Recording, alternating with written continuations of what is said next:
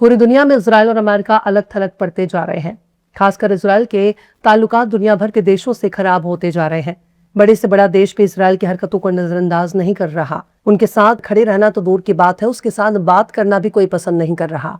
लेकिन हमारे देश के अंधभक्त प्रजाति ने इजराइल को बाप मान लिया है, इजरायलियों को अपना सगा भाई मान लिया है, जबकि इजराइल से भारत का कोई ताल्लुक ही नहीं रहा। फिर भी कुछ लोगों ने इजराइल को फादरलैंड मान लिया है। अखंड भारत का कोई भी देश भारत का सगा माना जाएगा, खून से भी सगा माना जाएगा और जमीन से भी सगा ही माना जाएगा। लेकिन अगर पड़ोसी देशों को छोड़कर इजराइल से रिश्ते जोड़ रहा है और उसे ही फादरलैंड बता रहा है, तो पूछा जाना चाहिए कि इजरायली तुम्हारे सगे कैसे हो गए? क्या तुम्हारी अम्मा डोली में बैठकर इजराइल गई थी, या तुम्हारे पापा भारत में आकर घर जमाई बने थे? तभी तो इजराइल को फादरलैंड कहा जाएगा। और अगर इजराइल ही तुम्हारा फादरलैंड है, इजराइल ही तुम्हारे सगे भाई हैं, यहाँ क्या कर रहे हो? इजराइल क्यों नहीं जाते? अपने पापा के लैंड पर जाओ, यहाँ तुम्हारा क्या काम? सलाम, नमस्ते, सत श्री अकाल। मैं हूं आपके साथ हर्षिता मिश्रा और आप देख रहे हैं टाइम्स मेल। अगर मुसलमानों से नफरत की वजह से ही इजरायलियों को सगा भाई और इजराइल को पापा बना रहे हो, तो इससे ना तो भारत को कोई फायदा होने वाला है, ना ही इजराइल कभी भी कोई फायदा दे सकता है। अगर फादरलैंड और मदरलैंड में इतना ही कंफ्यूजन है, तो फिर सीधे सीधे अपनी अम्मा से पूछ लो। अम्मा बता देंगे कि बच्चे का फादर कौन है और इजराइल फादरलैंड है या नहीं। मुसलमानों से नफरत के चक्कर में इजराइल को पापा कहने से अम्मा के चरित्र पर सवाल उठेगा। इजराइल को सगा भाई बताने के चक्कर में ईरान के खिलाफ आवाज बुलंद करना निहायत ही शर्मनाक है। एक बाप के लिए इससे ज्यादा शर्म की बात क्या हो सकती है कि उसके बेटे ने अपना बाप बदल दिया और अपनी माँ को बदचलन साबित कर रहा है। पर दूसरों को अपना बाप बनाने वाले लोगों को होश में आना चाहिए। अगर इजराइल तुम्हारा फादरलैंड है, इजराइल तुम्हारा बाप, इजराइल तुम्हारी सगे भाई हैं, तो भारत में तुम क्या कर रहे हो? खाते भारत में हो, गाते इजराइल की हो। इजराइल को फादरलैंड कहने वालों को अपना अपना बोरिया बिस्तर पैक करके बाप के देश में जाओ। भारत में रह के क्या करोगे? यहाँ मुफ्त की रोटियां तोड़ने से क्या फायदा? यहाँ नफरत फैलाने से क्या फायदा? सामान पैक करो और पहले ही फुर्सत से इजराइल निकल जाओ। नेतन्याहू तुम्हारे पापा हैं, ट्रंप तुम्हारा जीजा है और IDF वाले तुम्हारे सगे भाई हैं। उनके साथ जाओ, कंधे से कंधा मिलाकर जंग लड़ो।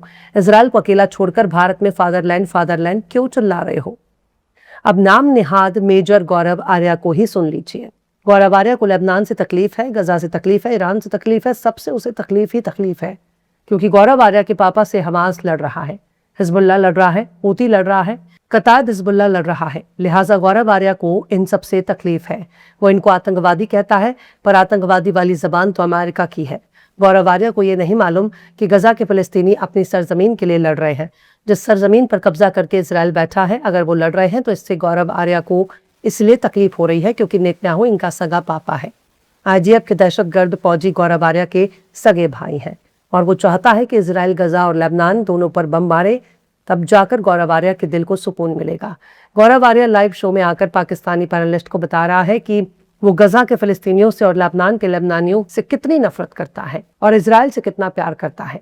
गौरव आर्या टीवी शो में बकायदा चीख चीख कर बता रहा है कि उसे लेबनान और फिलिस्तीन से कितनी नफरत है, गजा से कितनी दिक्कत है और ईरान से कितनी दिक्कत है। यहाँ तक कि ईरान को फूटी आंख भी देखना पसंद नहीं करता और चाहता है कि ईरान बिल्कुल तबाह हो जाए। उसे ईरान की हुकूमत से नफरत है। ईरान की हुकूमत उसे बिल्कुल भी पसंद नहीं है। ईरान के फौजियों को, ईरान के लीडरों को और ईरान के सुप्रीम लीडर के बारे में अगर कोई नासेबा अल्फाज का इस्तेमाल करता है या कोई गलत बयानी होती है, तो ईरानी कोई आंधे काने लूले लंगड़े नहीं हैं। उन्हें मालूम है कि भारत में कौन क्या बोल रहा है। गौरव आर्या जो गंदगी फैला रहे हैं वो ईरान तक पहुंच भी रहे हैं और ईरान उनको देखकर भारत पर सवाल उठा रहा है। हैदराबाद में मौजूद ईरानी काउंसलर ने गौरव आर्या के शर्मनाक वीडियो क्लिप को शेयर करते हुए कहा कि गौरव आर्या कहते हैं कि हम इजराइल के सगे भाई हैं और हम चाहते हैं इजराइल लेबनान पर 100 बम गिराए, गजा पर 50 बम गिराए। ईरानी काउंसलेट पूछ रहा है कि एक कत्लेआम करने वाला और कब्जा करने वाला रेजन के साथ भाईचारा बिल्कुल बेकार है और बिना किसी वजन का है। ये क्लासिक गैस लाइटिंग का घुमावदार बहस है।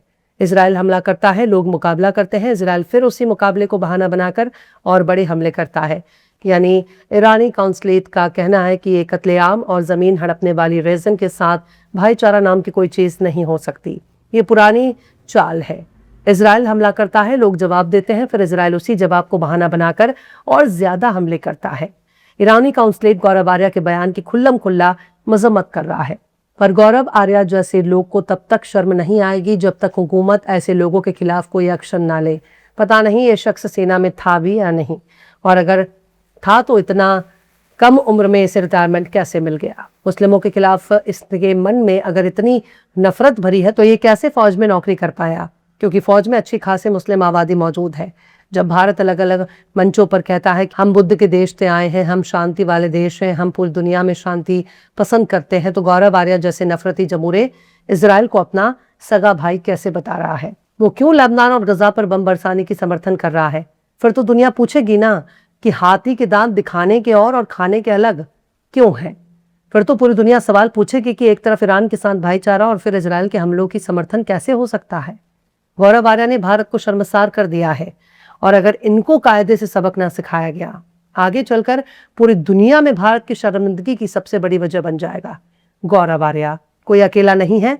टीवी चैनल पर बैठने वाले अमेरिका और इजराइल के एक से बढ़कर एक हामी मौजूद हैं, जो पैनलिस्ट में इसलिए बिठाए जाते हैं ताकि वो अमेरिका और इजराइल का गाना गा सके। जाहिर सी बात है, सब मुफ्त में तो काम कर नहीं रहे, कहीं ना कहीं इजराइल से इनको कोई ना कोई फायदा जरूर मिल रहा होगा। हुकूमत को इसकी जांच करनी चाहिए, वरना ईरान को दुश्मन बनाने से फायदे के बजाय सिर्फ नुकसान ही होगा। इजराइल और अमेरिका पूरी दुनिया का नुकसान करवा रहे हैं। डोनाल्ड ट्रंप जिन जहाजों को रोक रहा है वो हार्मुज में जाने वाले जहाज अमेरिका इजराइल के जहाज नहीं है, बल्कि भारत, पाकिस्तान और बांग्लादेश के जहाज हैं। और भारत के जहाजों को रोकने का सीधा सा मतलब है, जिस अमेरिका और इजराइल को सगा भाई बताने की कोशिश हो रही है, वो अमेरिका और इजराइल भारत के मुंह से नवाला छीन रहे हैं, तेल गैस छीन रहे हैं, भारत को बर्बादी की ओर धकेल रहे हैं। क्या इतनी बेइज्जती काफी नहीं थी जो अब अमेरिका और इजराइल की समर्थन में गौरव आर्या जैसे नमूने खुल्लम खुल्ला दुश्मन को ही अपना बता रहे हैं, इजराइल को अपना सगा भाई करार दे रहे हैं। और ये भी तो बताओ, जब बाप सगा होगा तभी तो भाई भी सगा माना जाएगा। गौरव आर्या अपनी माँ के सिंदूर पर सवाल उठा रहे हैं, अपनी माँ की कोख पर सवाल उठा रहे हैं, अपनी माँ के चरित्र पर सवाल उठा रहे हैं। जो लोग भी इजराइल को अपना फादरलैंड बता रहे हैं, नेतन्याहू को अपना बाप बता रहे हैं, इजरायलियों को अपना सगा भाई बता रहे हैं, ऐसे लोगों को थोड़ी शर्म आनी चाहिए, क्योंकि वो अपने ही माँ बाप को गाली दे रहे हैं, अपनी माँ के चरित्र पर सवाल उठा रहे हैं और इजराइल को अपना सगा नाजायज बाप और भाई बता रहे हैं। सगा भाई बताना ही है तो इस देश के मुस्लिमों को सगा भाई बताओ, इस देश के ईसाइयों को सगा भाई बताओ, इस देश के सिखों को अपना सगा भाई बताओ, क्योंकि इनसे तुम्हारे खून का रिश्ता है। भारत, पाकिस्तान, बांग्लादेश के मुसलमानों से गौरव आर्या का रिश्ता खून का रिश्ता है। इसलिए सगा बताने का अगर इतना ही शौक है तो गौरव आर्या आज से और अभी से मुसलमानों को अपना सगा भाई बताना शुरू कर दें, वरना दुनिया हमेशा ही गौरव आर्या जैसे को नाजायज पैदाइश कहेगी, क्योंकि ऐसे लोगों को नाजायज ही माना जाता है। फिलहाल इस खबर में बस इतना ही। यह एपिसोड आपको कैसा लगा कमेंट बॉक्स में जरूर से बताइए। पसंद आए तो लाइक करें, शेयर करें, और बेबाक निष्पक्ष स्वतंत्र पत्रकारिता को सपोर्ट करने के लिए हमारे चैनल टाइम्स मेल को जरूर से सब्सक्राइब करें और बेल आइकन की घंटी वाली बटन जरूर से दबा दें, ताकि आपको हमारे आने वाले नए वीडियो की नोटिफिकेशन फौरन ही मिल जाए। फिर मिलते हैं किसी और वीडियो में एक नई खबर के साथ। हर्षिता मिश्रा को दीजिए इजाजत। जय हिंद। अगर अभी तक आपने हमारे चैनल टाइम्स मेल को सब्सक्राइब नहीं किया है तो जल्दी से सब्सक्राइब कर दें और बेल आइकन भी प्रेस कर दें।